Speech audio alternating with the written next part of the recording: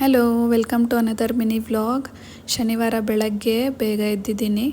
ಬೇಗ ಎದ್ದು freshen up ಆಗಿ ಸ್ವಲ್ಪ ಲೆಮನ್ ವಾಟರ್ ಕುಡಿದು ಕೆಳಗಡೆ ಬಂದೆ. ಗಿಡಗಳಿಗೆಲ್ಲ ನೀರು ಹಾಕೋಣ ಅಂಥೇಳಿ.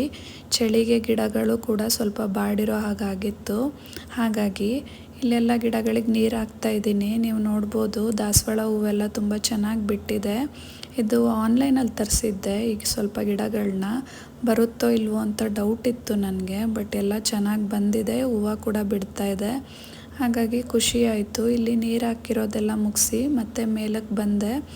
ಬ್ರೇಕ್ಫಾಸ್ಟ್ ರೆಡಿ ಮಾಡೋದಿತ್ತು. ಬ್ರೇಕ್ಫಾಸ್ಟ್ಗೆ ಅಂತೇಳಿ ಇಲ್ಲಿ ಅವರೆಕಾಳು ಹಾಕಿ ಚಿತ್ರಾನ್ನ ಮಾಡ್ಕೊತಾ ಇದ್ದೀನಿ.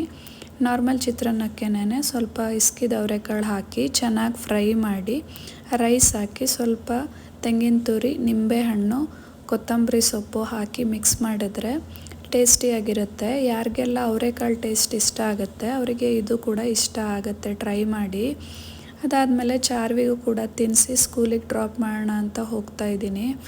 ಇವಾಗ ಲಾಸ್ಟ್ 3 ವೀಕ್ಸಿಂದ ಅವಳಿಗೆ ಸ್ಯಾಟರ್ಡೇಸ್ ಕೂಡ ಸ್ಕೂಲ್ ಇರುತ್ತೆ.